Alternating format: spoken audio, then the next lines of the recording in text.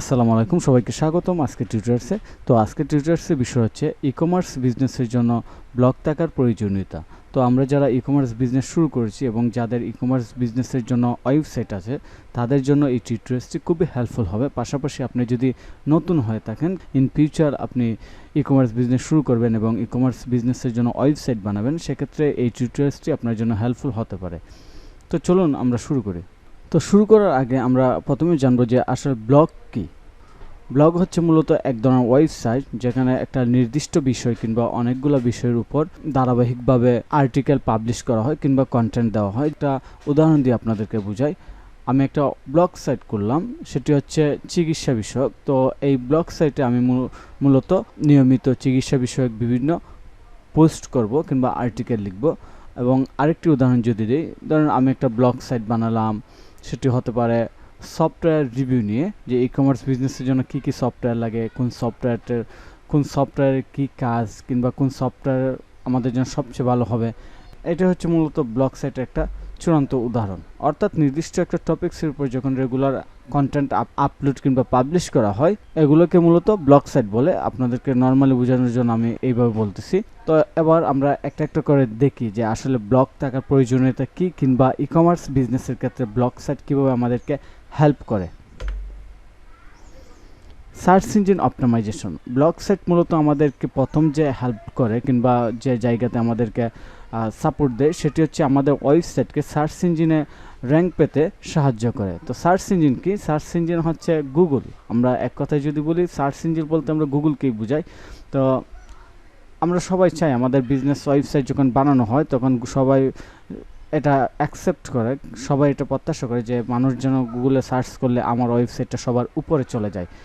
তো সেক্ষেত্রে কিন্তু আমাদের ওয়েবসাইট অবশ্যই সার্চ ইঞ্জিন অপটিমাইজেশন হতে হবে কিংবা সার্চ ইঞ্জিন ফ্রেন্ডলি হতে হবে। আর অবশ্যই গুগল আমাদের সাইটকে যেন পছন্দ করে সেভাবে আমাদের ওয়েবসাইটটাকে তৈরি করতে হবে। তো আমরা যদি আমাদের ওয়েবসাইটে ব্লগ অ্যাড করে দিই, তাহলে সেক্ষেত্রে হবে কি, আমরা যেহেতু নিয়মিত আমাদের ব্লগের মাধ্যমে বিভিন্ন টিপস অ্যান্ড ট্রিক্স শেয়ার করব, বিভিন্ন ইনফরমেশন শেয়ার করব, মানুষ এগুলা ভিজিট করবে।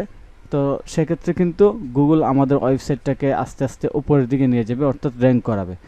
তো আমরা যেহেতু চাই আমাদের ওয়েবসাইটে গুগলের সার্চ রেজাল্টে সবার উপরে থাকুক, তো সেক্ষেত্রে ব্লগ অবশ্যই আমাদের অ্যাড করা দরকার। আমাদের ওয়েবসাইটের মাধ্যমে ব্লগিংটা করা দরকার কিংবা ব্লগ সেকশনটা নেওয়া দরকার, কারণ ব্লগ আমাদেরকে গুগলের র্যাঙ্ক পেতে সাহায্য করে। তো নেক্সট যে বিষয়টি আমরা দেখতে পাচ্ছি সেটি হচ্ছে ইন্ডাস্ট্রি এক্সপার্ট হিসাবে নিজেকে ব্র্যান্ড করুন। তো ইন্ডাস্ট্রি এক্সপার্ট হিসাবে কীভাবে ব্লগের মাধ্যমে ব্র্যান্ড করবেন?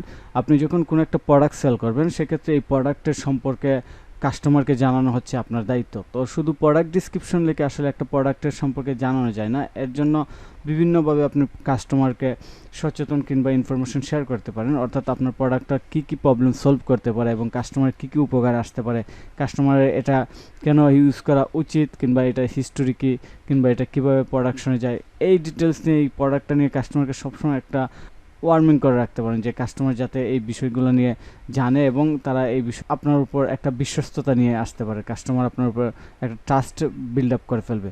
তো আপনাকে বিজনেসকে ইন্ডাস্ট্রি এক্সপার্ট হিসেবে দাঁড় করানোর জন্য অবশ্যই আপনার ওয়েবসাইটে ব্লগ অ্যাড করা দরকার কিংবা ব্লগিং সিস্টেমটা রাখা দরকার।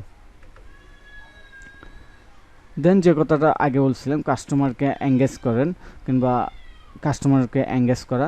তো সেটি হচ্ছে আপনি যখন কোনো একটা প্রোডাক্ট বিক্রি করবেন, এই প্রোডাক্ট সম্পর্কে যখন কাস্টমারকে বিভিন্ন পরামর্শ দিবেন, বিভিন্ন সুযোগ সুবিধা বুঝাবেন, তখন কাস্টমার কিন্তু আপনার প্রতি আন্তরিকভাবে আস্তে আস্তে একটা বিশ্বাস স্থাপন করে ফেলবে এবং কাস্টমার যখন এই প্রোডাক্টটা নিয়ে ইউজ করবে এবং যখন দেখবে আপনার কথা এবং কাজের সাথে মিল আছে, তখন কিন্তু কাস্টমার আপনাকে অবশ্যই আগের চেয়ে বেশি বিশ্বাস করবে। ব্লগের মাধ্যমে আপনি এই কাজটি করতে পারেন। আপনার প্রোডাক্ট রিলেটেড, আপনার সার্ভিস রিলেটেড রেগুলার বিভিন্ন আর্টিকেল লিখে পাবলিশ করতে পারেন। দেন যে বিষয়টি ব্লগের মাধ্যমে আমরা করতে পারি সেটি হচ্ছে কোনো অ্যানাউন্সমেন্টের জন্য একটা চমৎকার জায়গা।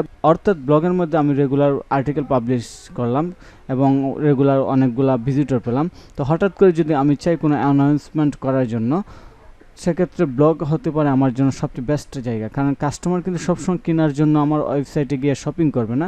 কাস্টমার ম্যাক্সিমাম ক্ষেত্রে কিন্তু ইনফরমেশন খুঁজে, অনলাইনের মধ্যে ইনফরমেশন খুঁজে, এবং যেহেতু আমার ব্লগ সাইট আমি প্রচুর পরিমাণে ইনফরমেশন শেয়ার করি, তো সেক্ষেত্রে আমি আমার ভিজিটরদের কাছে অবশ্যই একটা অ্যানাউন্সমেন্ট করতে পারি যে কোনো সময়, যে কোনো একটা প্রোডাক্ট কিংবা প্রমোশনের জন্য কিংবা একটা অফারের জন্য।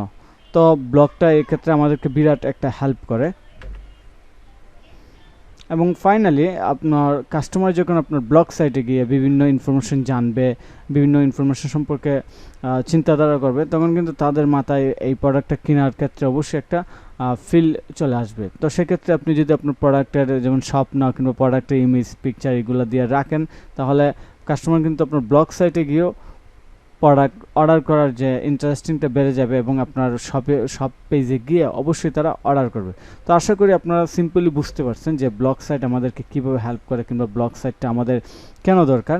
এই ব্লগ সাইটটা আসলে আমাদেরকে গুগলে র্যাঙ্কিং করার জন্য প্রচুরভাবে হেল্প করে, এবং আপনারা যারা ই কমার্স বিজনেস করবেন তাদের জন্য আমি মনে করি ব্লগ সাইটটা অবশ্যই থাকা দরকার, এবং অবশ্যই সেটি রেগুলার আপডেট রাখা দরকার। তো সবাইকে ধন্যবাদ জানিয়ে আজকে টিউটোরিয়ালটি এখানে শেষ করছি। যদি এই ইনফরমেশনগুলো আপনাদের ভালো লেগে থাকে অবশ্যই কমেন্ট করে জানাবেন এবং অন্যদের সাথে ভিডিওটি শেয়ার করবেন। ধন্যবাদ সবাইকে।